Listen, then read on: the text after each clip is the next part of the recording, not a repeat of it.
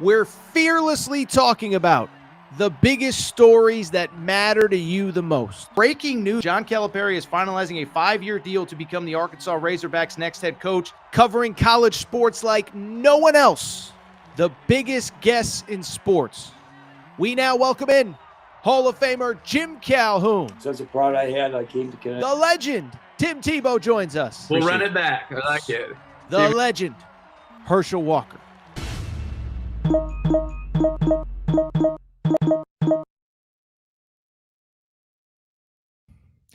Welcome in, everybody. Little Sunday morning edition, Air Torres Sports Podcast. I'm your host, Air Torres. Hope everybody's doing well. Hope everybody's having a great day. Hope you're not an LSU fan, because we got a lot to talk about here on a Sunday. None of it good for LSU. I see the chat is already humming on YouTube. We appreciate your support. We got a jam-packed show. So we're obviously going to open all things Baton Rouge Saturday night. Texas A&M, first 8-0 start since 1992. What it means, why I just think they're in great position for the college football playoff, and maybe even more in terms of a historic season. Then we'll do the Brian Kelly conversation. We did it last week. I think a lot of people thought the conversation felt premature last week. Turns out, as usual, Torres was just ahead on some stuff. It is toxic in Baton Rouge. I don't know what Brian Kelly's future is, but I know that fan base is done with him, so we'll discuss that. We'll get to the rest of a busy weekend in college football. Ole Miss gets pretty significant win as far as their playoff resume. Vandy now 7-1 and very much in the playoff mix. Oh, by the way, Texas wins. Steve Sarkeesian not happy that he is being linked to NFL jobs. I got thoughts on that. And we will wrap with a little bit of college hoops, because football season might be unofficially over in Lexington and Fayetteville and a couple other places. But I'll tell you what, it is rocking and rolling as far as college basketball. Friday night, Kentucky beats number 1 Purdue in an exhibition. Arkansas smacks Cincinnati. BYU takes care of UNC. So we'll discuss all of that. Darren Peterson, by the way, was unbelievable for Kansas. Yeah, we are going to talk a little college basketball here on a Sunday show, only because it was a little bit of a lighter college football Saturday. Before we get started, a couple quick reminders. Make sure you're subscribed to Aaron Torres Pod YouTube channel. New clips, new videos going up every single day. We really do appreciate your support as we're closing in on 64,000 subscribers. The growth in September and October during football season is huge. We are so grateful. Thank you for your support. Also, excuse me, need some water right here off the top. Excuse me. Ooh, I got so many words coming out so fast. Give me half a second. I will definitely be editing that out of the audio podcast, but make sure you're subscribed also on podcast, Apple, Spotify, wherever you get your podcasts. We really do appreciate your support. By the way, now's a good time to be following on Instagram and TikTok as well. Both those platforms blowing up. Aaron Torres Pod on both TikTok and Instagram as well. Before we also get started, you know what we got to do.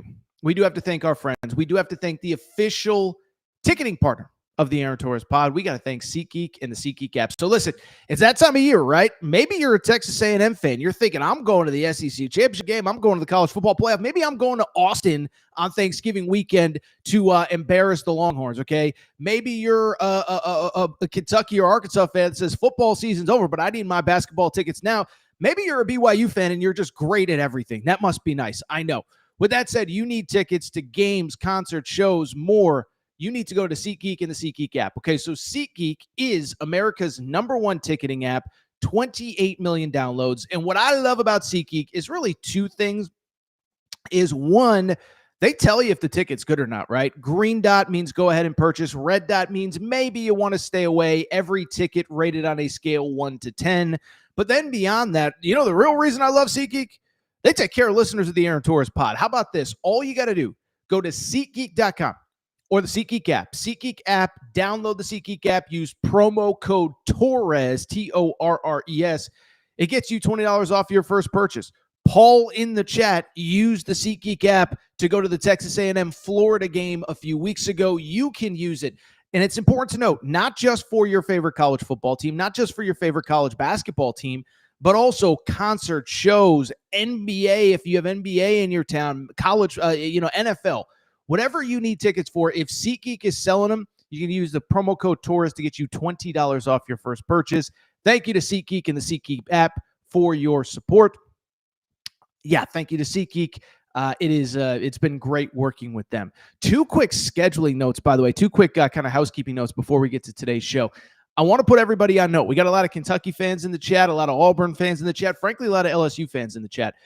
Tulane coach John Summerall will join the Aaron Torres pod on Monday night. Okay, so John Summerall, listen, he might lead Tulane to the college football playoff, and I'm not trying to push him out the door at Tulane, but obviously he's having a historic season. Everybody is interested in him and what his future may or may not be. We have him on Monday night on the Aaron Torres pod YouTube. We'll run the interview on the podcast feed on Tuesday morning, so make sure to check it out. Also, the pod link for my Saturday show. You want to be a friend, download the pod from Fox Sports Radio. Show those bosses at Fox Sports Radio the impact that Torres is having in the college football community. With that said, enough jibber jabber. No more time to waste. Let's go ahead and get to the topic of the day. Topic of the day, listen, we knew, I can't speak for anybody else, but I felt pretty good that coming out of Saturday, coming into this Sunday show, we were going to lead the show with Texas A&M LSU. Either Brian Kelly was going to get a win that quieted a fan base that is very quickly turning on him if they have not already officially turned on him, or Texas A&M was going to continue this incredible run coming into Saturday 7-0 for the first time since 1994, obviously in position to make the college football playoff and maybe, frankly, their first SEC championship game as well. Well, we certainly got an interesting result, and we are certainly leading with Texas A&M LSU. Final score in Baton Rouge, 49-25. 49-25 is the final score. Texas A&M wins. How about this? This game was actually deceptively not even as close as the final score would indicate. How about that? Texas A&M actually trailed 18-15 at the half, or 18-16, I guess it would have been. Texas A&M 35-0 run in the second half. Absolutely dominant. LSU scores a touchdown late to make it look even a little bit more competitive than it actually was. Final score 49-25, and there are two distinct stories here. One, what the heck is the future of Brian Kelly? But I'll tell you what, we are a glasses half full podcast. So let's go ahead and start with Texas A&M, because Texas A&M, they are in the midst of something that a generation of fans hasn't seen. Maybe whatever, like who even knows what the ceiling is on this team? And I don't want to put the cart before the horse, but it all comes down to one man and one man only. That guy right there, Mike Elko. Okay, so with Texas A&M, first of all, the story of this game, and it's really the story of the season, right? With Texas A&M, it is the consistency with which this team shows up. I think if you're an A&M fan, every Thursday morning, I appear on Texags Radio, which is the biggest outlet that covers Texas A&M. They do an unbelievable job, okay? Well, I bring it up because David Nuno, the host, every week asks me, Torres, what's your takeaway? And I just say the one word that I come back to with this Texas A&M program is consistency, okay? And I think we saw it early in the season, Notre Dame going on the road and getting the win. But I also think this Saturday was something that, in my opinion, was a little bit different, right? You had taken care of the teams that you were supposed to in the SEC, but let's be honest, you kind of hit a little bit of a soft spot in the SEC schedule early on. You beat Auburn early. Auburn, up until Saturday, had not won an SEC game. Sorry for bringing that up, producer Matt. But you finally got a quarterback in Ashton Daniels. We'll discuss that not today. You beat Mississippi State. Mississippi State is still winless in SEC play. You beat Florida. They fired their coach a week later. And, of course, you beat Arkansas a week ago, who is also winless. So I think the big question was, what was it going to look like on the road against real competition, or at least what we thought was going to be real competition? And what it looked like was every other Texas A&M game all season. I think the best way that I saw this put was by Tom Fornelli from CBS. Matt, if you have that tweet, we could go ahead and pop it up right now. But, I think he summed it up succinctly in one tweet better than I'm going to spend probably 1,000 words because I talk a lot explaining it. But he said, look, A&M is just solid in every department, man. Strong along the lines of scrimmage. Excellent skill guys. A QB who can make crap happen. Good on special teams. Might not win it all, but the free fall ain't coming. And to me, that is the biggest story about this team, right? I'll go a little bit behind the scenes. And by the way, we're not going to talk a ton about the actual on the field because it was a butt kicking of epic proportions. It looked like every other Texas A&M game this season outside of Notre Dame. Texas A&M controlled the line of scrimmages. They beat you up. They were more physical than you. They embarrassed you. They punked you. The only difference is the location, which was obviously noteworthy, and the opponent, which was noteworthy as well. So we're not going to get into in the third quarter this happened and KC Concepcion went ahead and returned. No. We all saw it on the field. The bigger story is what this program has become under that man, Mike Elko, right there, okay? And so to take you a little bit behind the curtain, I'll just be honest, right? I go back to the preseason with this team, and I go back to 25 years of watching Texas A&M football. And it's funny because in the preseason, me, like everybody else, going through kind of putting that college football playoff bracket together in August, who do I think is going to make it? And you have the obvious teams. You know, you have the Ohio States, you have the Oregons. At the time, Penn State felt obvious. You're going to include Georgia because how could you not, reigning SEC champs? And there were other teams that people liked more than others. I was big on Alabama. I was also big on Clemson, whatever. But when it came down to those final few spots, you know, I looked at Texas A&M and I said, they got all the pieces. Returning quarterback, great on both lines of play. They got the schedule that works out in their favor. But do I really trust them to do it? And I just couldn't put them in that 12-team bracket because, again, I have a 25-year track record of watching this program, and it's like every time you expect things to go right, they don't. And that is who they have been for all of my life and for a lot of all of your lives as well. And so the fact that they're doing this under Mike Elko, I think it's one of the greatest stories in college football. And I'll say this, listen, I know it's early. I know we'll figure it all out. And I know guys like, say, a Curt Cignetti has a very strong argument for National Coach of the Year. To me, though, right now, it is Mike Elko, National Coach of the Year, because he just took a place where they always found a way to lose, where they always found a way to let that fan base down. And he just flipped the culture. He flipped everything that program was about, and he did it in a short amount of time. Okay. And so I look at Texas A&M and I look at the conversations that we have had about that program, again, for 2-3 decades now, right? What has always been the conversation about Texas A&M? It has been pretty straightforward. It is they have everything you need to win, but for some reason they can't do it. They have the money. We know about that. They have the facilities. Nobody's got better facilities. They've got the fan base, 100,000+ seat stadium. They've got the recruiting base. All of the pieces are there, but it never came together. We thought it might under Kevin Sumlin. Did not happen. I know the Jimbo Fisher thing, we're not going to relitigate. I didn't hate the hire at the time. I thought you're hiring a national championship coach, but we all know what that was about. And the Mike Elko thing, he's just not Jimbo Fisher. He's not Kevin Sumlin, and he's the exact opposite.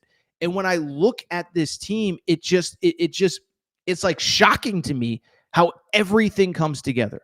Marcel Reed at quarterback, the physicality along both lines. We're going to talk about Tommy Moffitt in half a second from the LSU perspective, because that is certainly a story right there. The fact that, they smartly used the portal and smartly used NIL this offseason, right? We all know at the advent of NIL, it was just spend money to spend it, or reportedly spend money to spend it. Well, this offseason, they said, we like a lot of places, but there is one place that we need to improve exponentially. That is the wide receiver position and the speed at that wide receiver position. So they go out and get KC Concepcion and Mario Craver. And as I said, KC Concepcion, he had the punt return for a touchdown that really broke open the game. Not to mention, the two of them combined for 7 catches and a touchdown. And so I look at this Texas A&M thing. I think the big thing that stands out to me, it's what Tom Fornelli said. There's no fall off coming. Now, you look at the rest of the schedule, it is not easy. They do have a bye this week. Then they go to Missouri. And then after that, they do come home. They play South Carolina, Samford, and close at Texas. Nothing is guaranteed. I get it. It's college football. But you're 8-0, and you just feel like there's no reason to think that the bad thing is coming, because there have been opportunities all along the way for letdowns. Notre Dame is a game that Texas A&M just loses. They just find a way. It doesn't matter how much you're up, how much you're down, how much of this, and they drove the length of the field, get the win.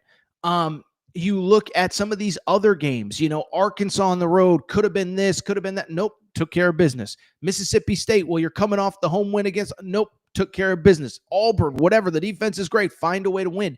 And that's what has to have you excited about A&M. It's not perfect. No college football program is perfect right now. But at the same time, the one thing that you do is you do not beat yourself, and you play winning football that travels everywhere, right?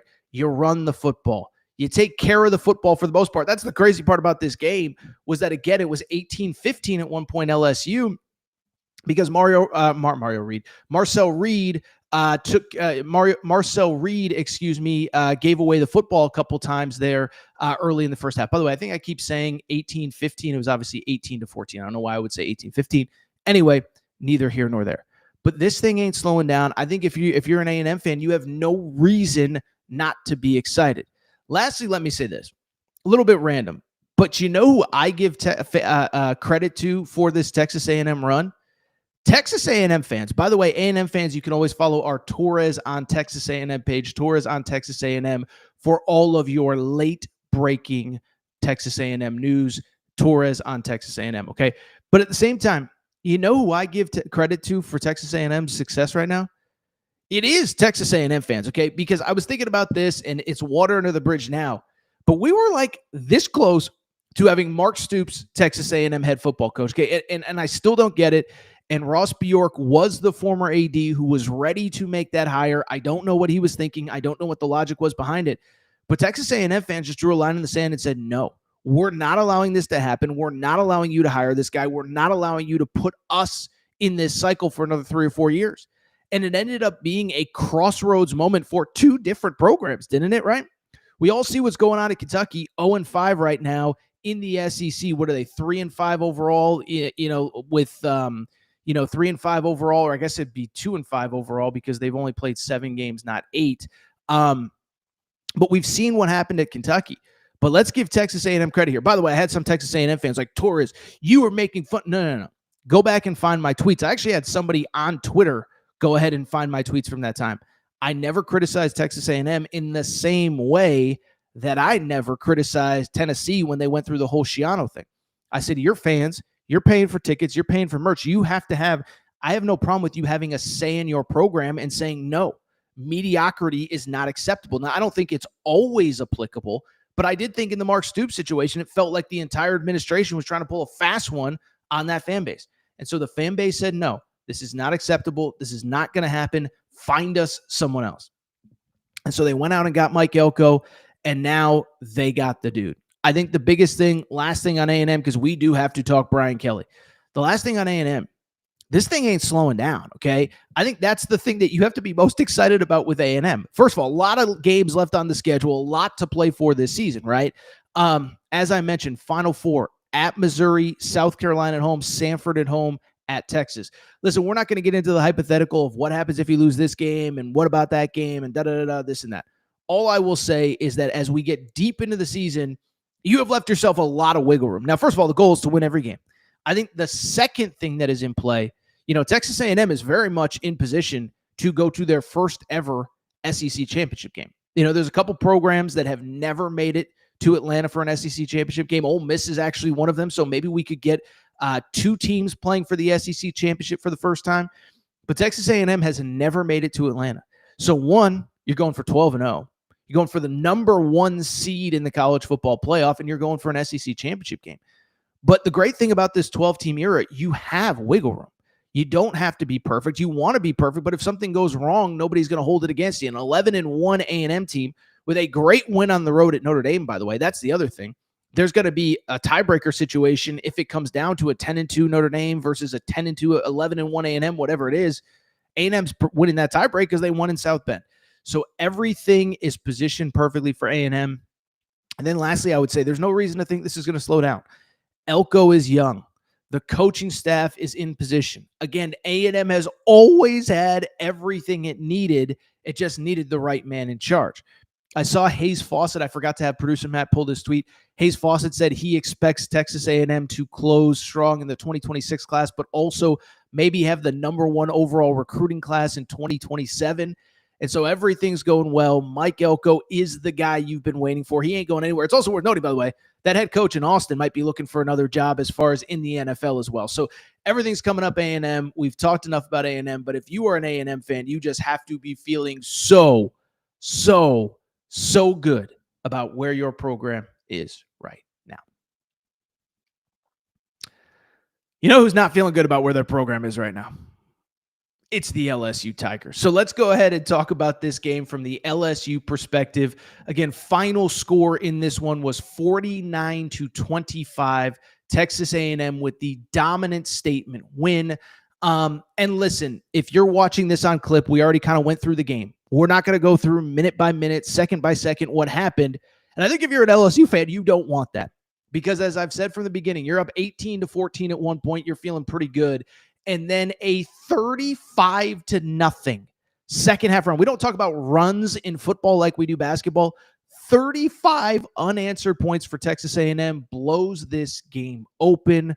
And it's not even close. It's not even competitive by the end. Another loss for LSU. Another loss for LSU in a big game. And I'll be honest, I just don't know what the future of that guy right there, Brian Kelly, is. Okay. So as far as this game is concerned, a couple things. First of all, producer Matt, you could pop up the tweet of the Louisiana governor.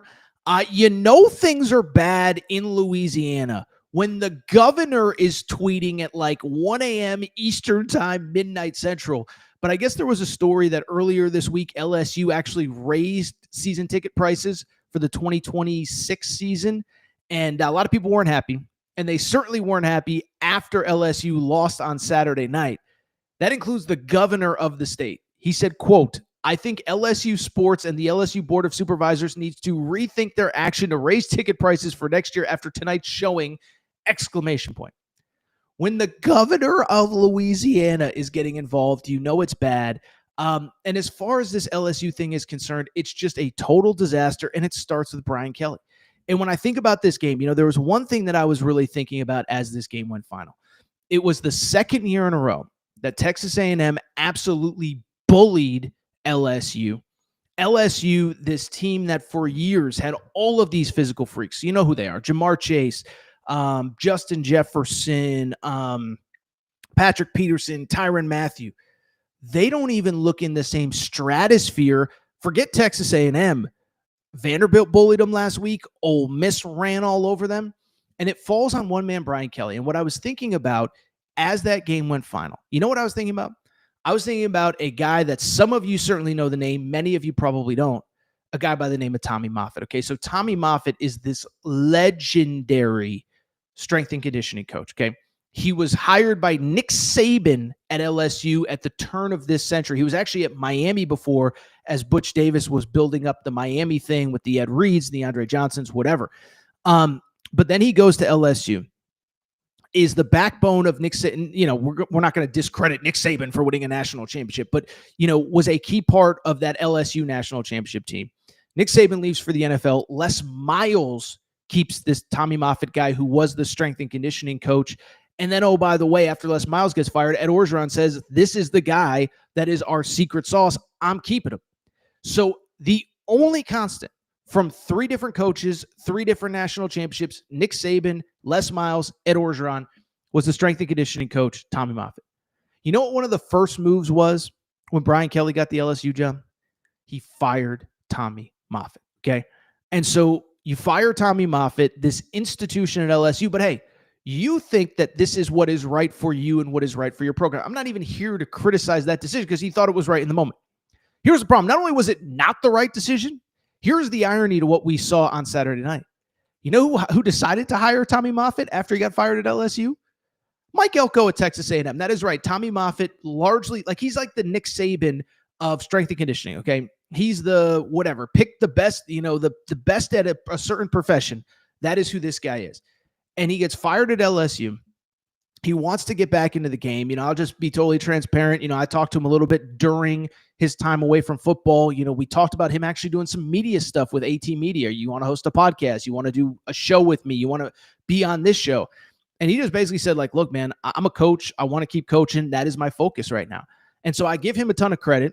He never got away from what was important to him and what he wanted to do. He gets a job at Texas A&M, and they absolutely kicked the crap out of LSU 2 years in a row.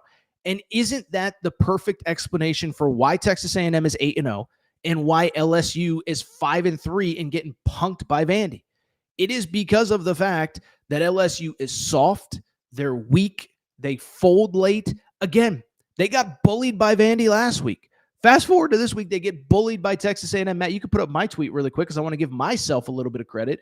But I did put this out at about, right after the game went final, right around at the game on my Twitter feed, Aaron_Torres. I said one of Brian Kelly's first moves at LSU was firing Tommy Moffitt, legendary strength coach who was part of all 3 national titles for LSU this century.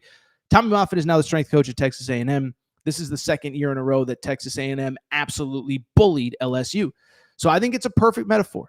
And you know who else thinks it's a perfect metaphor for the state of the two programs? The Texas A&M players. After the game, Texas A&M's players were asked about the impact that Tommy Moffitt has had on their program. Listen to Marcel Reed talk about Tommy Moffitt and what practice was like this week in the lead up to the LSU game. Is there any part of this win that was for Coach Moffitt, and what does he mean to y'all as players? Moffitt got some Gatorade poured on him at the end of the game by the O-line, for sure. Moffitt, wanted this game just as bad as anyone else. And, I remember Thursday he kind of brought in a tackling dummy with Brian Kelly's face on it. We all just started kicking and stomping and stuff like that. But, this one was an important one to him. And they kind of told us the story of the night before we even got here, just kind of kicking him in the butt, and the crowd will start to empty out towards the third and fourth quarter. And they did. Our crowd started to go over there and kind of take over their student section and try to make all the noise at the end of the game. So, it was really cool, but definitely played a little bit of this game for Moffitt because he has so much passion for the game and he does so much for us, yeah. So you could see how much Tommy Moffitt meant to the LSU players. You can see how much this game meant to the Texas A&M players. You can see how much it meant to them to make a statement partly for Tommy Moffitt. Now you're coming to win, but partly for Tommy Moffitt. And then finally, as importantly, again, it was the difference between the two teams is the physicality and the toughness. And so listen, I think the Tommy Moffitt thing is a metaphor for Brian Kelly. Like there's no other way to put it. Just Brian Kelly, he's just not the fit, okay? And I'll readily admit, when he was hired, I kind of talked about is fit overrated. If you're good enough, it doesn't matter, blah, blah, blah, blah, blah. But let's give credit to a lot of people here, including Notre Dame fans, who said for years, this guy was telling us that he was the glue holding it together and we don't have the players. As it turned out, they did have the players. They just didn't have the right coach at Notre Dame. Look at what Marcus Freeman has done there. And now you look at LSU, but I just think this is a metaphor for why this is a disaster. It is because if you can't figure out that the one guy who, by the way, and we all know this, but the strength and conditioning coach spends more time with the players than anybody else. He's maybe the second most important person in the program behind the head coach. Like, if you can't figure out that this guy, there's been problems at LSU, but this guy isn't one, then you're probably not fit to be the LSU head coach, okay? But it just speaks to, Brian Kelly was never the right guy. And I admit, I thought he'd be good enough where it didn't matter, but he wasn't.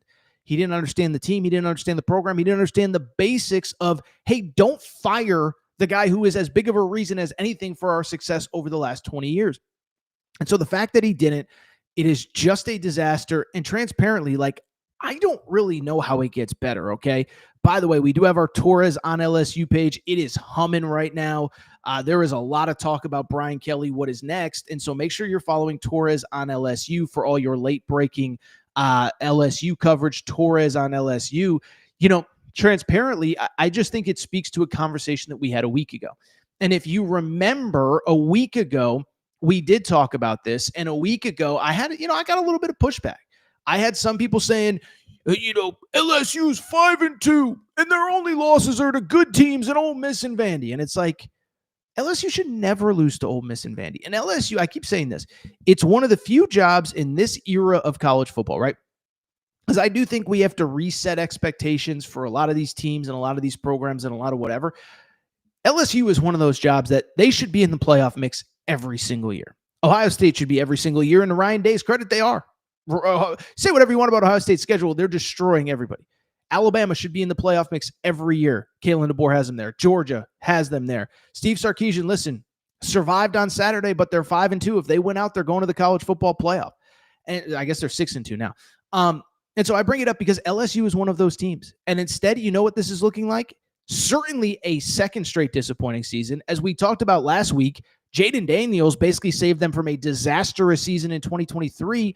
And it just speaks to, like, it's just not working with Brian Kelly at LSU. And so now I think the big question becomes, like, what's next? I've spent as much time as I can talking to people around that program, LSU, people that know that program. I don't know if they can do anything. I really don't. And it's for a few different reasons. I think, one, the buyout is massive. I know everybody thinks that, Penn State spent, whatever it was, $45 million, $48 million to fire James Franklin. It's like, well, one, they're probably not going to pay James Franklin $48 million because he's probably going to get a head coaching job. And if he does, they ain't going to be paying him all $48 million. But two, even Penn State's a little bit different than LSU. James Franklin was in year 12, clearly couldn't get over the hump. And Penn State transparently just has more money, more whatever. And I'm not trying to be disrespectful to LSU, but I remember talking about this last year. Penn State, largest living alumni base in the world, 3 times the size of LSU's alumni base. And so I don't think this gets solved. I still don't think he gets fired. And then to take it a step further, this is the part that I think LSU fans realize that I don't think other fans do, is, are you going to let Scott Woodward, the AD, make the next hire? Okay. And there's probably going to be people, who's Scott Woodward? What does it all mean? This and that. Well, Scott Woodward is the LSU AD. And I promise you, search Brian Kelly. There's going to be a lot of negativity on social media right now. Search Scott Woodward. It ain't much better. Okay. So Scott Woodward is the AD at LSU. He is the one that hired Brian Kelly. And remember, like, there's no revisionist history on this. This was not a popular hire when it happened. And especially given that you're LSU. There were a lot of people that would have crawled to Baton Rouge to coach this program. Lane Kiffin, for example, I'm guessing if he would have taken Auburn a year later, he would have taken LSU in 2021. You go on and on down the list. It wouldn't have worked out. But I remember Billy Napier doing everything behind the scenes to get that job, and he was the hottest Group of 5 coach at that time. Now, it didn't work out, but what I'm just telling you is everybody wanted that job, and Scott Woodward, was adamant that I want a big name. This is, he's from Louisiana. He's from Baton Rouge. This is my magnum opus. I'm going to get a big name that nobody thinks I can get. And at first we thought it was going to be Lincoln Riley. And then Lincoln Riley's like, you know what? I'd go to LSU, get my brains beat in the SEC, or I could go take this USC job in the then Pac-10 or Pac-12, I guess it would have been. Remember, there was talk about Dabo Swinney to LSU. And then all of a sudden it comes out, Brian Kelly might actually leave Notre Dame for LSU. And so the bigger issue with LSU is not just Brian Kelly. It's, are you going to let this AD make this hire? He just blew up and was a total disaster on this hire. So what's he going to do now, and how's he going to fix it, even if you get the money? And I don't think they're going to be able to raise the money. I do know, I've learned a lot about Todd Graves. If you're not familiar with this game, founder and CEO of Raising Cane's, is a very prominent LSU booster and alum. So I hear a lot of Todd Graves save us, Todd Graves do this, Todd Graves do that. But even if you get the buyout money, do you trust Scott Woodward to make this hire? Because this hire was a disaster. To take it a step further, Scott Woodward, as everybody knows, was the guy who hired Jimbo Fisher at Texas A&M. Now, I will defend Scott Woodward. He was not the one who gave Jimbo Fisher the long-term extension. I think it was a 7-year deal, and it was Ross Bjork who gave the extension. But it doesn't change the fact that it's like, goodness gracious, I don't think you can let Scott Woodward make the hire. But now you're talking about firing a head coach. You're talking about firing an AD. You got to find a new AD to hire a new football coach. I don't think it's going to happen. I think the big question to me is, what do you do next and how much do you tolerate? Because the one thing that keeps standing out about LSU, and I remember talking about it during last week's show, is that, this was the year that everything was built upon, right? This was the year that you kind of sat there and said, okay, it hasn't worked out, but guess what? We spent all this money on NIL.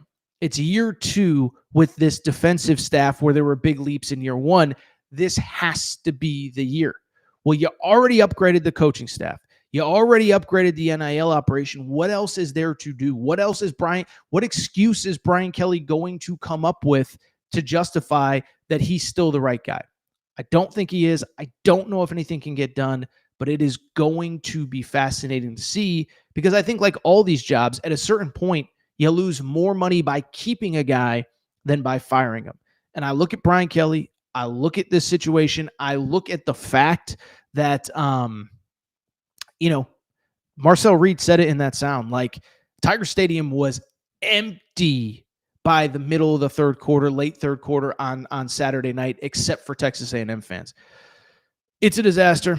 I don't know what happens next, but it is bad. And I think two things can be true. I don't really think you can afford to fire Brian Kelly and Scott Woodward and hire a new AD.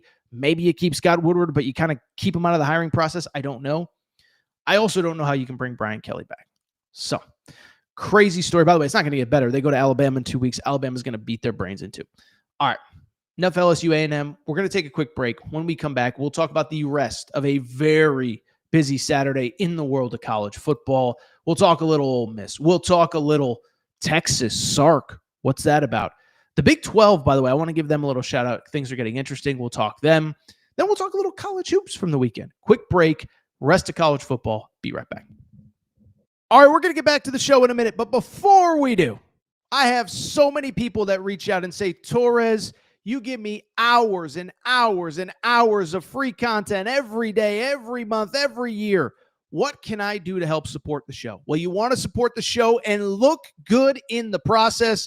Make sure to check out and support the Aaron Torres Media merch store at aarontorresonline.com/merchandise. Some of you wondering, what can I get in that merch store, Torres? Well, Kentucky fans, we got our Mark Pope Hope and Pope t-shirts. That is right. Mark Pope, monster first year. Year 2 is going to be even better.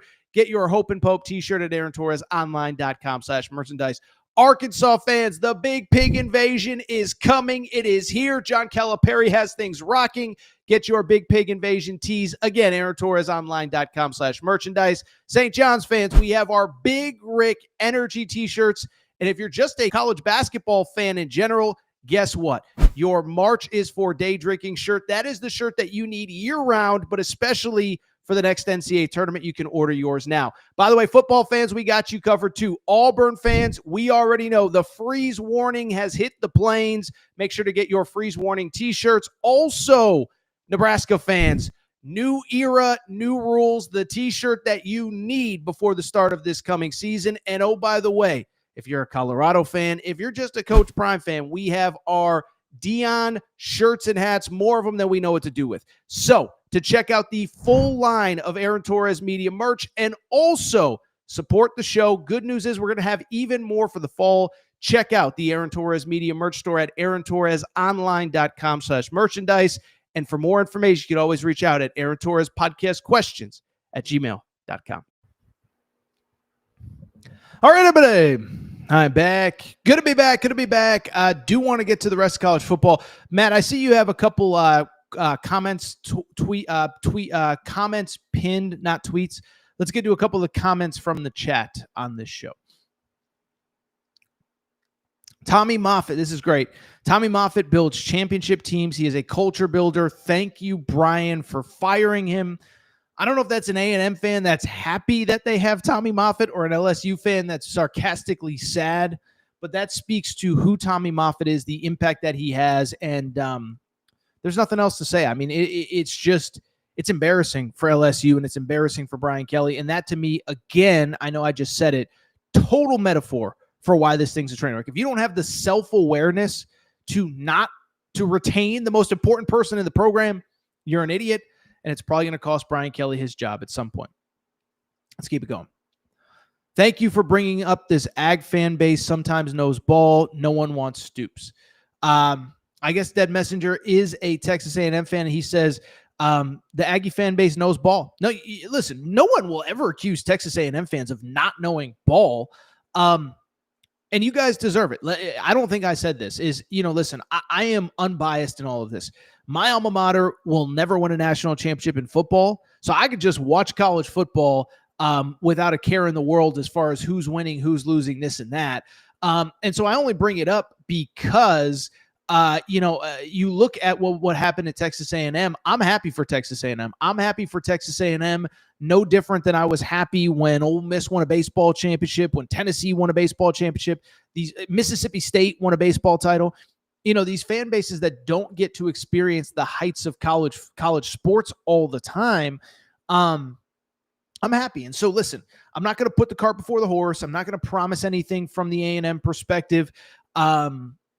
But I'm happy for A&M fans that they're getting this moment. You guys deserve it. It's no different than a lot of fan bases, but you show up every week. I remember the year Jimbo got fired. I put out a tweet. It was just like, in the middle of this embarrassing season where everybody is fed up with the program, there were still 102,000 people in butts in seats for, I think it was an 11 a.m. Central kickoff. So I just give A&M fans so much credit.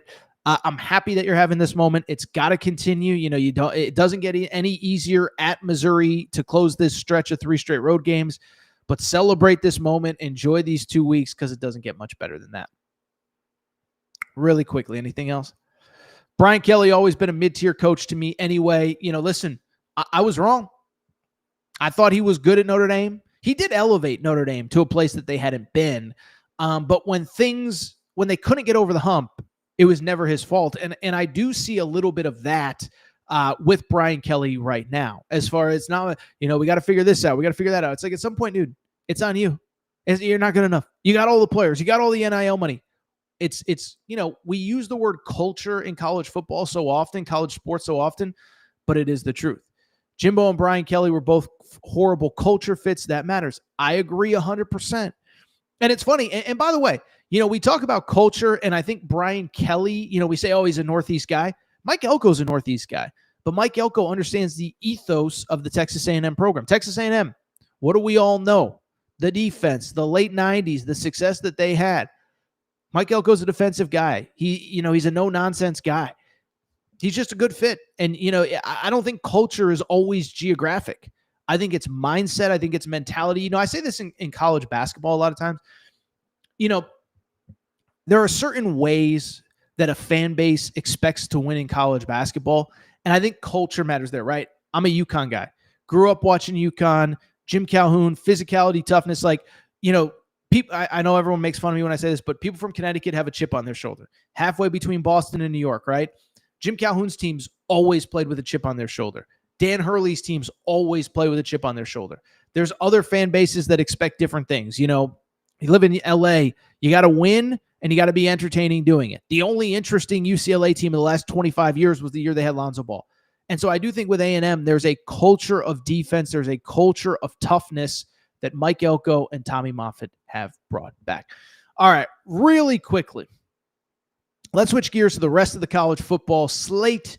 By the way, Matt, let's do this right now. Let's go ahead and shout out our friends, our hotel and casino partners, Circa Sportsbook, and everything that they are doing. Okay, so I've told you guys all about Circa. You can see that logo at the top of your screen right there.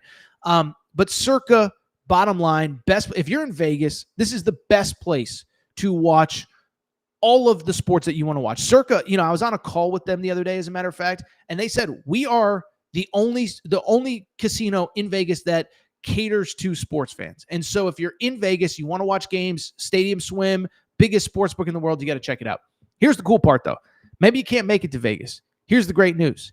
You can check out their new sports book in Franklin, Kentucky, Mint Kentucky Downs. It is right on the Tennessee-Kentucky border. Was talking to a buddy in Nashville this weekend. He sees ads for Mint Kentucky Downs all the time. It's only about 35, 40 minutes from Nashville. Right on that Kentucky-Tennessee border, not far from Bowling Green. Oh, by the way, Ohio, Indiana, it's an easy drive. This is the best sports book anywhere east of the Mississippi, okay? Best sports book anywhere, huge customer service, all that good stuff. You know what the great part is? I'm going to be doing some shows from there here in the coming days and weeks. So keep posted. Mint Kentucky Downs, Circa Sportsbook, so fired up to be working with them. And it is going to be an awesome time. At some point, I'll be doing some shows there, probably during college basketball season. So make sure to stay tuned. All right. Speaking of staying tuned, let's talk about the rest of a busy Saturday in the world of college football. And we do have some hoops on the back end. So if you're a Kentucky fan, Arkansas fan, Kansas fan, make sure to stay tuned. I just want to rip through some other games. I'm not going to spend like 12 minutes talking Ole Miss, Oklahoma, Vandy, etc. But let's start with Ole Miss, Oklahoma. Final score in that one as Ole Miss gets the win over the Oklahoma Sooners in that game. Ole Miss 34, Oklahoma 28. Okay, 26, excuse me. First of all, just credit Ole Miss, right? So I did not realize that Lane Kiffin had not beaten a ranked team on the road since he got to Ole Miss. For all the success, multiple 10-win seasons, couple 11-win seasons when you include a bowl game, had never gotten over the hump and beaten a ranked team on the road. Thank you, producer Matt. 0-9 against ranked opponents prior to Saturday. And I think what's especially noteworthy is that, of course, this win comes immediately after they lost to Georgia in a game where they had I forget, what was it, a 34-26 lead late in the third quarter, early in the fourth quarter. They had that Georgia game won, and they fell apart, and you kind of wondered, is this going to be that snowball effect, that 2-3 losses in a row? Coaches always say, don't let one loss turn into two.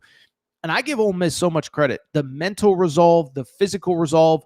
My concern with this game was you're going on the road. Now you're playing this other super physical team. How do you hold up in back-to-back weeks? I don't want to say it was no issue, but physically they held up. And then the mental resolve, when they blew, what was it, a 22-10 lead, all of a sudden you look up and Oklahoma is ahead going into the fourth quarter, and you're like, oh my God, they're going to lose this game again. Instead, they rip off 9 straight points in the fourth quarter. They were up 26-20. They were trailing 26-25. They score the last 9 points to win going away. Final thought on this game. Bad news if you're a Florida fan, and this might be a conversation we have in the middle of the week, but, Florida, listen, I think the Lane Kiffin smoke is real.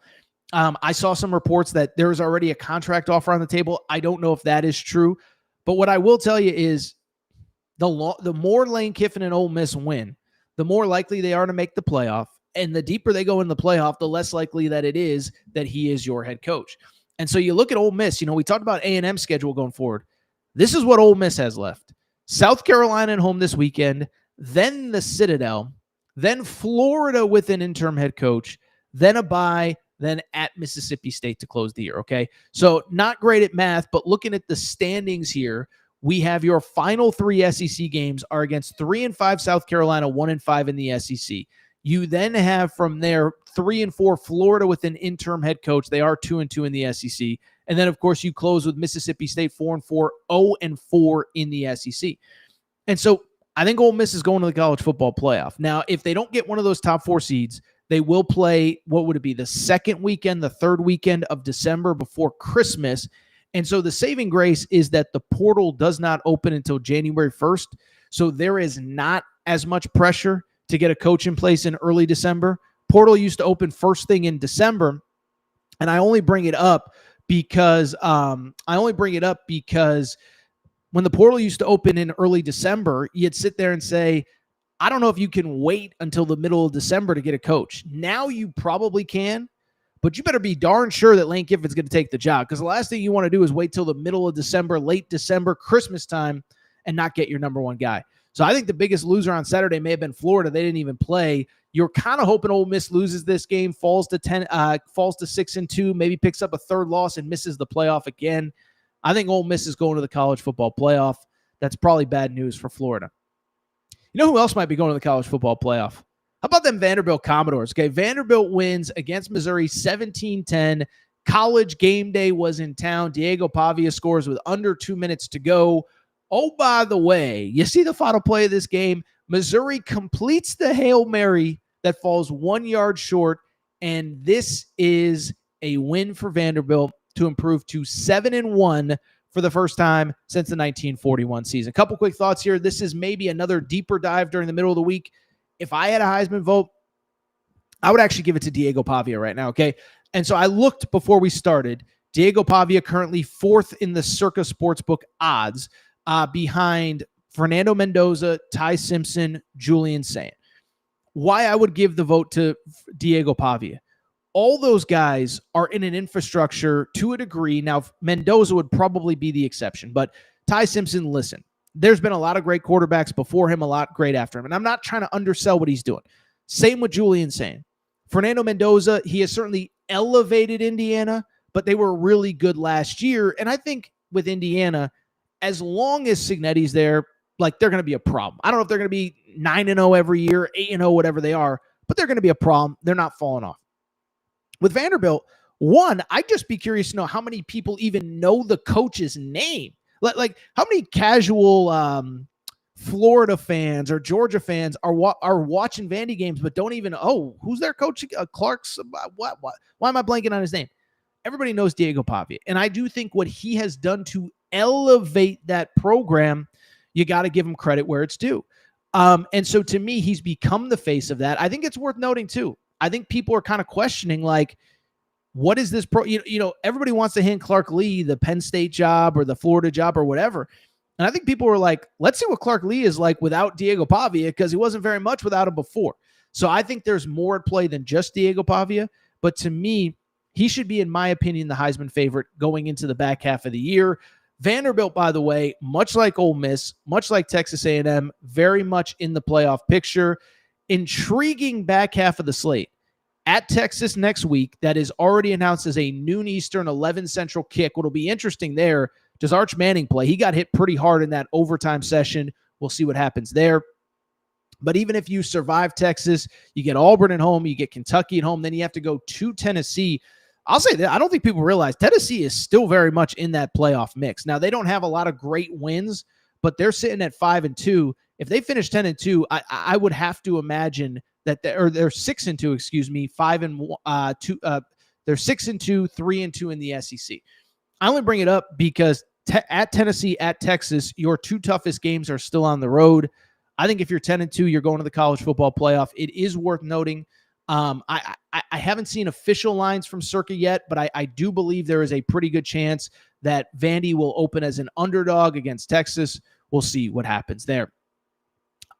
Finally, couple other games. I mentioned Texas. They survive against Mississippi State in overtime. They were trailed by 17 points in the fourth quarter. The big score there, Ryan Niblett's 79-yard punt return, excuse me. It was funny. I was in the kitchen making some dinner because I had to go in to do Fox Sports Radio, and my wife starts screaming from the other room, "Oh my goodness! Oh my goodness! That guy just ran it all the way." And she doesn't know the difference between a punt and a kickoff and whatever. But I think even that play got her fired up. He, of course, had the big punt return in the Red River game. So give him credit. I'll say this: Arch Manning. Listen, it's a roller coaster. I did say it last week. Hasn't played two bad games in a row yet, Arch Manning. And so I just bring it up because of the fact that that he did play well in this game, 29 of 46, 3 touchdown passes. He was actually the reason they were in the game late. And so I give them credit for finding a way to win. Texas, interesting. They're not out of the playoff conversation, but I do think a couple things that are worth noting. They're on the fringes. They barely survived Kentucky. They barely survived Ole Miss. And what's interesting is they now can not only play their way in, but at minimum, they become spoiler. Their final 4 games, Vandy at home, then they get a bye, then they go to Georgia, Arkansas at home, and Texas A&M at home. So you're talking about 3 teams that are in the playoff mix down the stretch. Obviously, if Texas wins out, they're in at 10-2, because at that point they would have wins over A&M, at Georgia, and Vandy. But even still, can you knock Vandy out? Can you knock A&M out? We'll see what happens with Texas. The other big story with Texas, by the way, who saw the Steve Sarkeesian report on Saturday morning? So Steve Sarkeesian, Diana Rossini from The Athletic reports that Steve Sarkeesian would have interest in NFL jobs, that his representation has talked already to the Tennessee Titans, or at least they've initiated contact. CAA, Jimmy Sexton, immediately puts out a statement saying that's complete BS, complete nonsense. I'll tell you this, this is my personal opinion on that. I don't know if Steve Sarkeesian's actually interested. You know what this kind of reminds me of? When John Calipari was at Kentucky, every single year his name was linked to another job, and it was kind of the, one, I want negotiating leverage, but 2, it's the, I just want to let the world know that I have options out there, right? Cal was linked to the Knicks and the Kings and NBA jobs and UCLA. I think UCLA he maybe thought a half a second about for taking. But I only bring it up because most of it was just leverage. Every time things went sideways with Kentucky, he just, hey, I got options, and I just want you to know. That kind of, it feels like what it is with Sark. I don't think Sark is in a rush to get to the NFL, but I think he's trying to let those Texas fans know, hey, this season hasn't gone as we wanted. Arch isn't as good as I thought. But if y'all don't think that I don't have options, you think you're going to bully me or my family, think again. So I thought it was very interesting that those reports came out. Again, to me, the way that I read it, he so adamantly denied it. I think he was more mad that the report got out more than that he's mad that his name is being linked to other jobs. But we'll see what happens. Right now, I don't think he's a candidate for NFL jobs, but we will see what happens from there. All right, so what we're going to do, we're going to take a quick break, come back. When we do, we will go ahead and wrap the show. Football is ramping up, but guess what else is ramping up? How about college hoops? How about college hoops? I know we don't want to overreact to exhibition games, but Kentucky, Purdue, Kansas beats Louisville, Arkansas destroys Cincinnati.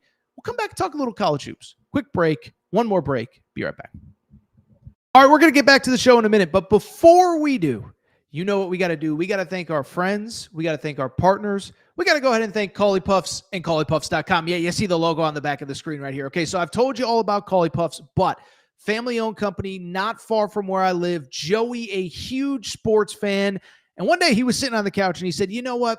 I need a snack that is both healthy but delicious, something my kids are going to love, something my family's going to love, something I'm going to love. And so he came up with Callie Puffs. This is the new age health food snack. You don't need to go to the grocery aisle and buy all that crap, the Doritos, the Fritos. No, my friends, you need Callie Puffs. Baked, not fried, avocado oil, no grease, healthy ingredients. But here's the best part. They taste freaking delicious. Actually, there's another best part. In addition to tasting delicious, in addition to being healthy, they are also taking care of listeners of the Aaron Torres pod. Okay, so check this out. All you got to do is go to CalliePuffs.com. That's CAULIPUFFS.com, CalliePuffs.com, and you can get 15% off any purchase with the promo code Torres. That's Torres, Torres. It's that simple. 15% off any purchase. One bag to try them out, 100 bags to cater a party. Doesn't really matter. Promo code Torres. CalliePuffs.com gets you 15% off. Callie Puffs also available on Amazon. You obviously can't get the promo code there, but CalliePuffs.com, CalliePuffs.com, promo code Torres gets you 15% off any purchase. Thank you to our friends at Callie Puffs. All right, everybody. I'm back. Good to be back. Final segment of the show. So good to be back. A lot of college football talk. The college football talk is going to continue. By the way, for people who did not hear, on Monday night here on the Aaron Torres Pod YouTube channel, John Summerall, Tulane head coach, former Kentucky football legend, was an assistant at Ole Miss, all of that. He will join the Aaron Torres Pod. We talked to him late last week. Tulane was on a bye. They played this Thursday. Excited for you. This guy had me ready to run through a wall. I interviewed him at about 6:30, 7 a.m. Pacific time. It was about 9 a.m. where he was. He had me ready to run through a wall. John Summerall on the Monday night edition of the Aaron Torres Pod. We'll go a little bit late. Obviously, we're not doing it at 11 a.m. Eastern on Monday morning. Let's switch gears. And the one thing I will say, in the chat right now, I do see a lot of Kentucky basketball fans wanting to talk Kentucky basketball. It was not pretty at Kroger Field on Saturday night. By the way, unrelated, this isn't a Kentucky football segment. I think it's crazy that Mark Stoops finally found his quarterback only as the defense melts down. But that's another conversation for another day. You know why? It's because Kentucky basketball is back, and Kentucky basketball looks awesome. Friday night, they played an exhibition at Rupp Arena against Purdue, which was ranked number 1 in the country in the first AP poll. Well, guess what? Kentucky takes care of business in that game. They get the victory over Purdue. Final score 78-65. And I know we're not supposed to overreact to college hoops exhibitions, but I'll tell you what, I think there's a ton to take away from this. And Purdue fans, I'm sorry. Don't tell me you weren't playing to win, because I know how many minutes your starters played. They played many more minutes than Kentucky. Kentucky gets the win, and I do think there's a big picture conversation to have about this. First of all, with Kentucky, even the game itself, let me say this. I had about 10 different people reach out. Why is Purdue and Kentucky playing in exhibitions as opposed to the regular season? And it's the same, by the way, with Kansas, Louisville, Duke, and Tennessee are playing on Sunday night. Listen, a couple things. One, it is worth noting, like, the NCAA has changed the rules on exhibitions. Used to be you could only play D2s, D3s. Then you could do like charity exhibitions where if you gave the proceeds to charity, whatever. And then the NCAA, for all the criticism, just said, just play whoever you want. And so every school looks at it a little bit different. You know, Matt Painter, I think, wanted to get his team in a hostile environment on Friday night. You know, for Kentucky, it's obviously a great revenue generating opportunity. Same for Louisville hosting Kansas. Same for Arkansas hosting Cincinnati. So there's a million different reasons to play. But the one thing I will say is, to quote the March Madness anthem, what is it? The One Shining Moment. Once the ball was tipped, it was just awesome to have it back. I think, two, Kentucky people is really freaking good. Okay, so a couple things stand out on Kentucky. One, I was higher on them in the preseason than pretty much anybody. I had them at number 3 coming in. I did have Purdue at number 1, but I did like Kentucky. And the thing that I liked about Kentucky, because I kept saying it, everybody's focused on this $22 million payroll that Kentucky allegedly, reportedly has that was from the Herald Leader. The money doesn't matter if you're not spending it on the right players. I live in Los Angeles, okay? The Dodgers have the biggest payroll in baseball, but the pieces also fit. They have good pitching. They have good depth. They have good this. They field the ball well. They've got key players at key positions. Spending money doesn't matter if you don't have the right pieces. Look at the New York Mets. The New York Mets, I believe, actually had the highest payroll coming into the season, more than the Dodgers. And so with Kentucky, it doesn't matter if you're paying $22 million if you're not spending it on the right guys. And so what I saw on Friday, remember, Kentucky was without 2 starters. Jalen Lowe will be their starting point guard when he comes back. He suffered a shoulder injury earlier this fall. He'll be back in a week or two. Jaden Quaintance, who has been on this podcast, said in May on this show that he believed he would be back for, right around the start of the season. I would expect him back by the start of league play. Those 2 guys didn't play, and it did not matter in this game. And so what stood out to me, I'll be honest. Listen, I knew Otega Owe was awesome. I knew that Mo Diabate, the transfer from Alabama, was awesome. Denzel Aberdeen, a key part of that Final Four national championship team. What blew me away was the talent of the guys off the bench for Kentucky. Okay, listen, I remember, 2-3 weeks ago, Kentucky had their pro day. I remember Jack Pilgrim from Kentucky Sports Radio had a report about NBA scouts are telling me there's 8 to 10 NBA players on this roster. Yeah, I believe it. And to be clear, this isn't the old, we're not talking about 10 guys will be drafted next year, but guys that could one day develop into NBA players.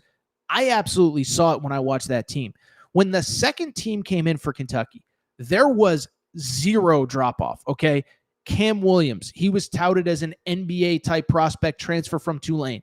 You look at the size, you look at the athleticism, you look at the way he moves. Yeah, he needs to work on his jump shot. He's not there yet, and maybe he'll never get there. But darn, does that dude have a lot of talent. You can see it just the way he moves at his size. The guy that, I'll be honest, I didn't know a lot about, and I didn't really have expectations coming in, Andrea Jelovic. This was the foreign-born player. He committed. If you remember, he didn't get to campus, I want to say, until the back half of the summer.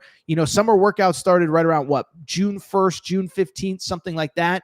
He maybe got in early July, mid-July. And I kind of thought he's going to be a step behind. How much can he really contribute? Is he a 9th, 10th, 11th man? That dude is really talented.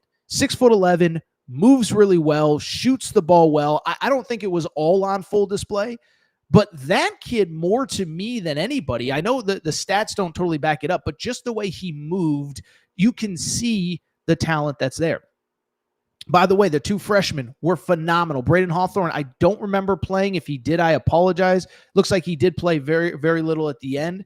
But Malachi Moreno and Jasper Johnson, I knew how good Jasper Johnson would be based on some of the Team USA stuff this summer.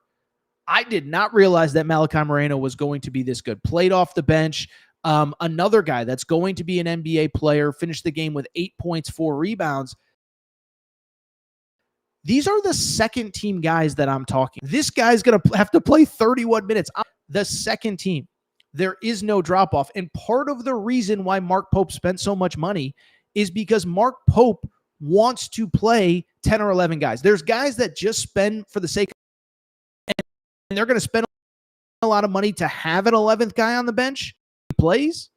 Mark Pope wants to play, and that's the thing that stands out to me about this Kentucky team. We knew how good Otega Owe was, preseason SEC Player of the Year. We knew how good some of these other guys were. Mo Diabate, I've been raving about him. I did not realize just how good some of these guys are off the bench. And now you start talking about, as you get deeper into the season, one, it protects you from injuries. And then two, I think as importantly, it wears teams down. There might be teams out there that have a good player or two, might have a good starting five, might even have a good top seven.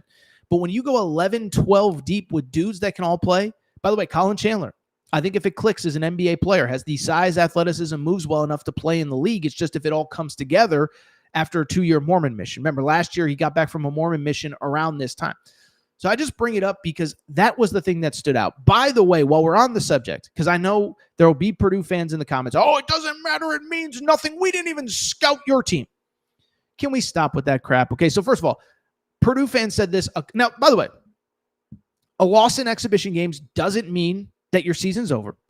We all know famously Purdue lost to Arkansas 2 years ago in an exhibition. Purdue goes on to play for a national championship. Arkansas goes on to miss the tournament. So I'm not saying it means everything. But Purdue fans need to stop with this, oh, we weren't even trying, and we didn't even scout, and we didn't even this. And we listen, I have the box score in front of me, okay? Braden Smith, your starting point guard, who is a legitimate All-American and legitimately awesome, played more minutes than anyone in this game. He played 32 minutes. Fletcher Lawyer played the second most minutes, your starting shooting guard, 31 minutes. There were only two players that played 30-plus minutes. It was Fletcher Lawyer, and it was Braden Smith. Oh, by the way, Trey Kaufman-Rent, TKR. Third, was the star low post player for Purdue last year. Guess what? Go back and look. Outside of one Kentucky player, he played more minutes than any player but one Kentucky player. I believe it was Denzel Aberdeen. So don't tell me that you were not trying. You absolutely were, and you got your butt kicked. Now, it doesn't mean anything, but and by the way, I had Purdue preseason number 1. Now, I will do my official national title picks later, either this week or maybe late next week as we get really close to the season. But I just say it to say it'll probably have to be this week because I guess next Monday is the start of the season, a week from this coming Monday, a week from tomorrow, a week from today, maybe when you're listening. But I just bring it up because like this notion that Purdue wasn't trying, stop. And this notion that Kentucky, there's nothing to take out of it, stop. Now, listen, I did pick Purdue to win because I didn't know what to expect without Jalen Lowe. But what stood out, and this was the thing that I think every Kentucky fan held on to, Kentucky was a team that struggled quite a bit defensively a year ago. Well, fast forward to this game, defense looks like it may be a strength for the Wildcats as Purdue shoots less than 40% from the field, 3 of 17 from 3. I'm not ready to give up on Purdue, but what I am here to say, if you want to sit here and say Kentucky, that game meant nothing, well, I'm sorry, you're out of your mind because Kentucky dominated that game. And again, to me, listen, I could talk about Otega Owe, I could talk about this, I could talk about that. But to me, what stood out was the depth of this team, and depth travels and defense travels. And as we get deeper into this season, I'm just here to tell you, man, like that Kentucky team is going to be really good. They're as good as anybody. I watched all these games on Friday night. Again, we'll have Duke, Tennessee on Sunday night. Kentucky's the real deal. If you don't have, again, I tweeted this out. We don't want to overreact to exhibition games, but if you can't see that they don't have, if you can't see that they have all the pieces to really make a run, you don't know ball. Non-ball knower. I'm just sorry. It's the truth. Doesn't mean Purdue's terrible. Doesn't mean Kentucky's guaranteed anything. But if you cannot see all the pieces that team has, you are out of your mind. So it's going to be a fun season for Kentucky. I've told you quite a bit, but at some point I will be getting down to Kentucky. Mint Kentucky Downs, Franklin, Kentucky, that's Circa Sportsbook. Circa's our hotel and casino partner. I got to get down to Kentucky, and I will be hanging out at Mint Kentucky Downs at Circus Sportsbook. I got to get down for a game because I am so fired up for this season. By the way, Kentucky fans, if there's a game that you want me to get down for, a weekend that you want me to get down for, let me know. Let's keep it going with some of the other exhibition results. As good as Kentucky looked, who else looked darn good as well? The Arkansas Razorbacks. Listen, we got to give credit where it's due. Everybody, I include myself, Arkansas fans, I'm not going to duck and run from what I said during the early part of the season last year when John Calipari and Arkansas started 0-5. I think a lot of people poured dirt on Cal's grave. A nice bounce back in the second half of the year leads to a Sweet 16 run. Well, guess what? I've said all offseason, you can tell by the way that Coach Cal is acting, that he believes he has a team good enough to be special, and it was very much justified on Friday night. Final score in this one, goodness gracious, what a butt kicking. The Arkansas Razorbacks, destroying. I mean, this was an absolute butt kicking. I said it earlier, belt to ass. Yeah, that was what this was on Friday night at Bud Walton Arena. Final score 89-61. And again, you don't want to take too much away from exhibitions, but remember, Cincinnati went to Michigan a week ago and beat Michigan in their place. Michigan was down a few guys, but Arkansas is another one. If you can't see how special this team is, I just don't know what there is to tell you. As far as Arkansas is concerned, I think the big thing that stands out, almost like what we just said about John Calipari's former school, it's the depth of Arkansas, right? I was watching that game, and it just struck me. It was like, oh, remember Arkansas last year? And this was part of it was on Cal. He, the year before he had too many guys at Kentucky and the rotations never got figured out and guys were in and out of the lineup with injuries.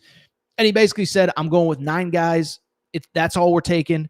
We'll give everybody else, scholarships. All of our NIL money is going to these 9 players. That sounds good on paper, but when a guy goes down with injury, then what happens? And you're talking about an Arkansas team a year ago that at various points had 6 guys fully healthy.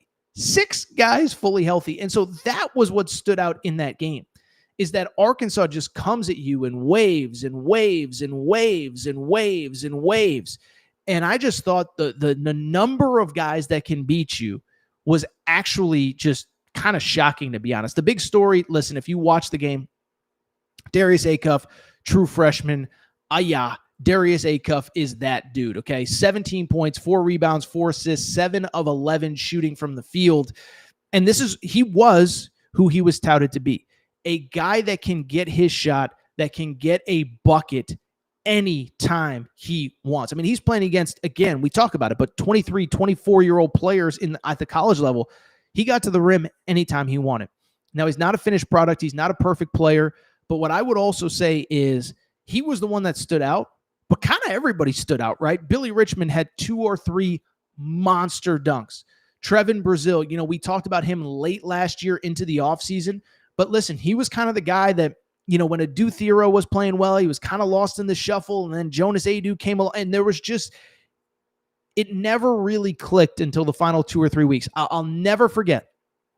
Jay Billis, SEC tournament, said something to the effect of sometimes you need to be needed. And it wasn't until the final week or 2 of the season that Trevin Brazil was needed, and he absolutely positively elevated his game. And it looked like he ain't slowing down. He finished that game for the Arkansas Razorbacks with 15 points as well as 5 rebounds. And I think the other thing that is going to help him is the size that he is going to have alongside him. Nick Pringle and Malik Ewan both looked the part as a true center. Calipari had those quotes last week. Some people, I don't want to say took them out of context, but got all bent out of shape of, Cal said you can't win in college basketball without a low post presence. He doesn't mean it's 1972. He doesn't mean you have to dump the ball down to your center 40 times a game and everybody else stands around. But I do think there's something too. If you don't have that physicality down low, look at the teams that won it last year. Auburn, physical with Janai Broome. Florida, physical. I know those Alex Condon doesn't strike you as super. He's a physical guy, believe me. Tommy Hawk, et cetera, et cetera. So Houston, certainly physical. And so I watch Arkansas, and the center position is just good to go. It makes Trevin Brazil, allows him to fall into his natural spot. And then everybody else just kind of looked the part, and so I think what stood out to me was just the depth of guys that can beat you. Carter Knox is going to be a first-round NBA pick. He played well. I'm not saying that he didn't, 13 points, 4 boards, but, he looks like he took a step, but it's not like he was just, so much better than everybody else, and you need him to score 30 points a game. So I'm really excited about this Arkansas team. I would add as well, I think the cool part about Arkansas is that they play again. They play again on this week against Memphis in an exhibition game. So we'll see another one. But that was the biggest thing that stood out. And again, you don't want to overreact to preseason exhibition games. But the counter to that is I'm sorry, it's a data point. It matters. Cincinnati went to Michigan and won last week. And I understand that Michigan didn't have Adai Mara and Morez Johnson Jr. Doesn't change the fact that Cincinnati is a pretty decent team, and Arkansas just boat raced them. It wasn't even competitive. It was dominant. It was statement.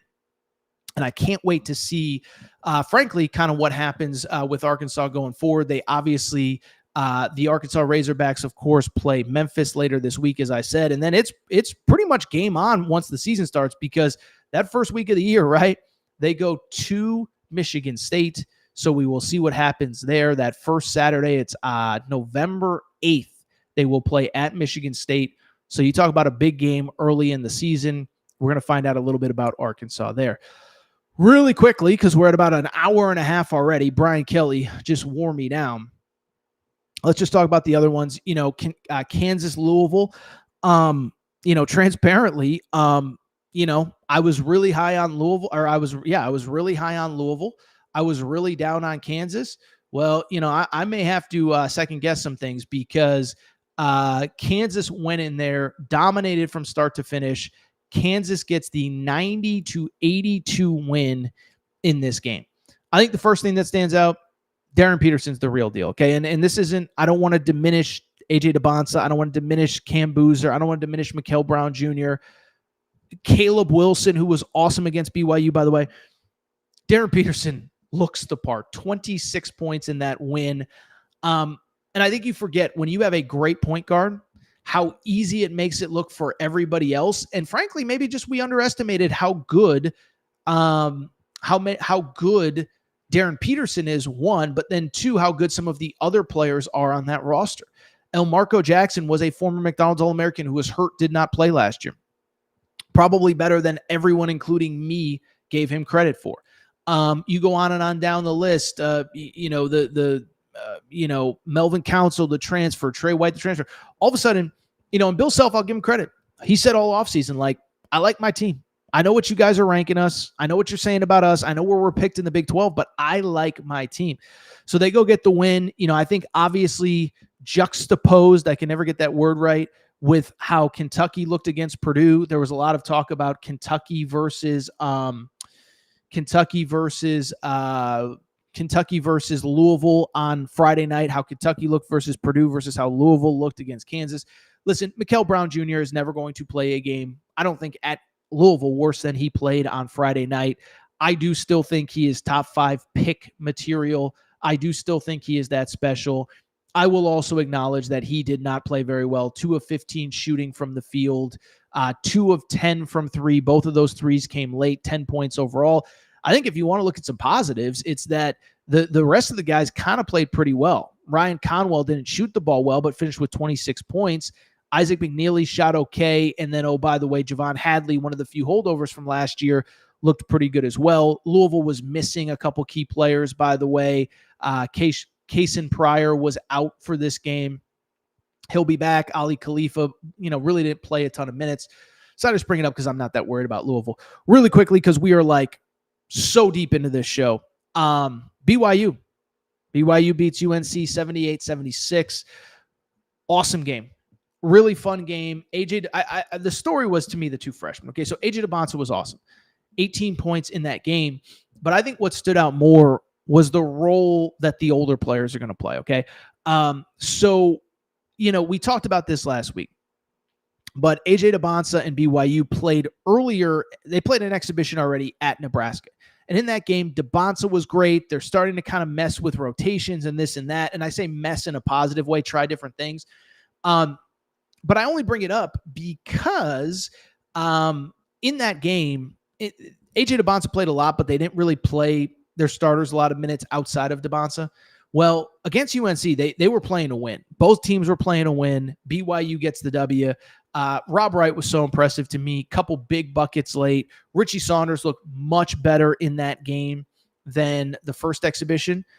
And the great thing, if you're a BYU fan, you get the win against UNC, 5 for 25 shooting from three. They ain't going to shoot 5 for 25 from three on the season. And so if all of a sudden you go from shooting 20% to 34%, that becomes, a 10-point win. For UNC, I do think there's some positives as well. In a year where we know the pressure that's on Hubert Davis, Caleb Wilson was awesome. Caleb Wilson was the best player on the floor. Not a disrespect to Rob Wright, not a disrespect to AJ DeBonsa, but Caleb Wilson was phenomenal. And I think the other thing is Luka Bogovic, the big-time European import, did not play in this game. It's not really an eligibility thing. He's cleared by the NCAA, but there's some stuff going on with UNC. He did not play in this game. I think there's some positives for UNC that you can take out of this. By the way, a couple noteworthy exhibition games on Sunday. Will Wade's NC State debut at South Carolina on Sunday. And then, by the way, I've mentioned it a few times, Tennessee will play Duke at home. We used to call it the Thompson Bowling Arena. Now they call it like the Food Mart Center or something. It's always TBA to me. And when I say TBA, I don't mean to be announced. I mean Thompson Bowling Arena. All right, I'll tell you what. Goodness gracious, an hour and a half. I mean, who's doing this on a Sunday? Hour and a half, college football, college basketball. It doesn't get any better. We're going to have plenty of college basketball, by the way, over these next couple weeks. So if you're not subscribed to the Aaron Torres pod, now feels like a great time to do so. Apple, Spotify, Amazon Music, Google Music, wherever you listen to podcasts, please make sure that you are subscribed. Also, make sure to rate and review the show. Go ahead, give us a quick 5 stars. Let us know what you like, what you don't like, all that good stuff. Make sure you're following on social media at Aaron_Torres on Twitter, at Aaron Torres Pod on Instagram, Aaron Torres Podcast Questions at gmail.com, Aaron Torres Podcast Questions at gmail.com. See a lot of positive and a lot of stuff in the chat. Kentucky Outdoor Life says, great show. I appreciate you. Let's see here. Keep up the great work. Of course, Pam coming in hot. Arkansas is barely a top 25 team. We missed you, Pam. Kentucky Outdoor Life says no one cares about Loserville. Let's see here. Torres, you killed it again. Kentucky Outdoors Life, I appreciate you. We're going to get out of here. But Kentucky Outdoors Life, I know you're a UK football fan as well. So as I've said a couple times, John Summerall, Tulane head coach, former Kentucky Wildcat, will join the show Monday night. If you're not subscribed, make sure to do so. We're going to get out of here. Apple, Spotify, you can find the podcast as well. And like I said, we are going crazy viral on both TikTok and Instagram right now. Shout out to Torrin Craig. Shout out to Rachel, who hates my voice. Shout out to JJ Reddick. You F-head, unblock me, bro. Monday night, John Summerall. Tuesday, full episode, Aaron Torres pod. Everybody have a great Sunday. By the way, happy birthday to my wife's uncle. We're going out to lunch right now. I got to run. Aaron Torres pod.